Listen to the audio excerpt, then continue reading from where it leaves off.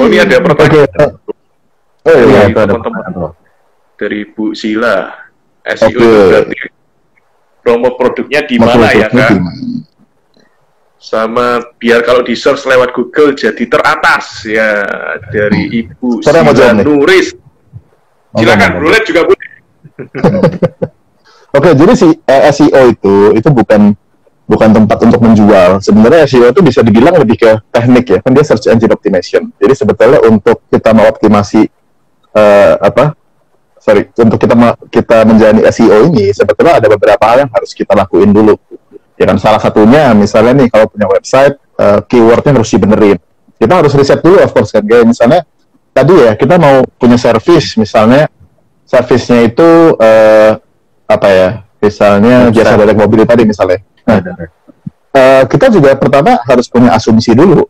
Orang kalau nyari jasa direct mobil itu yang diketik apa, gitu kan? Kalau misalnya mau nyari laki-laki tekor, yang diketik apa? Apakah aki 24 jam, ataukah di mana mencari aki, ataukah apa gitu kan?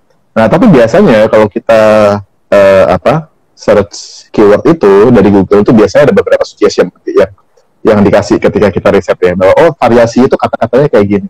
Nah, nanti di websitenya itu betul-betul kita bisa sesuaikan. Ada beberapa kata-kata yang harus muncul di website. Salah satunya nih dari keyword. Belum lagi dari backlink-nya, misalnya kayak sambil nulis artikel di tempat lain gitu kan, terus linknya diarahkan ke websitenya kita. Jadi ada banyak. Jadi kalau misalnya memang mau belajar lebih dalamnya, browsing dulu ya, SEO atau search engine optimization itu prosesnya lebih panjang sebenarnya untuk SEO. Makanya sebenarnya SEO itu tetap harus dilakukan, tapi sambil itu dilakukan kita harus melakukan campaign yang lain karena butuh waktu yang cukup lama sebetulnya untuk bisa naik.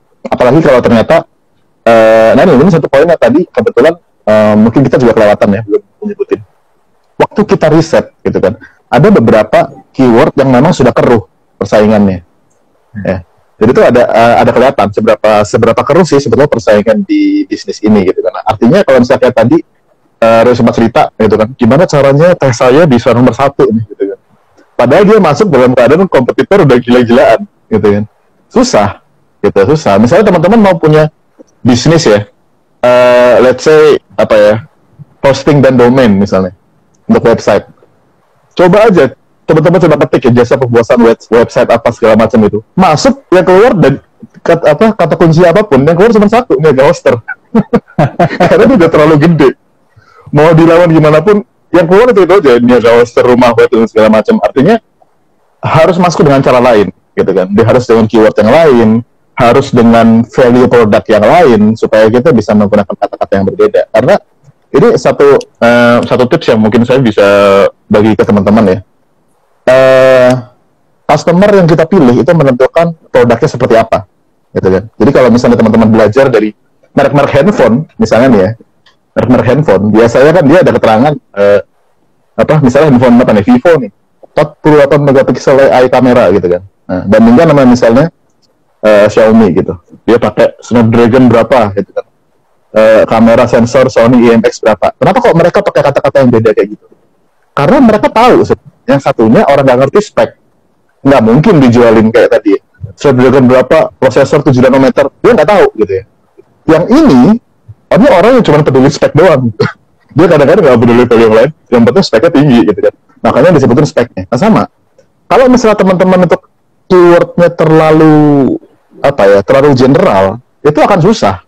Misalnya kayak cuman jasa jasa pijat gitu doang ya misalnya nih, gitu kan, susah gitu, harus lebih spesifik ya, entah apapun itu ya.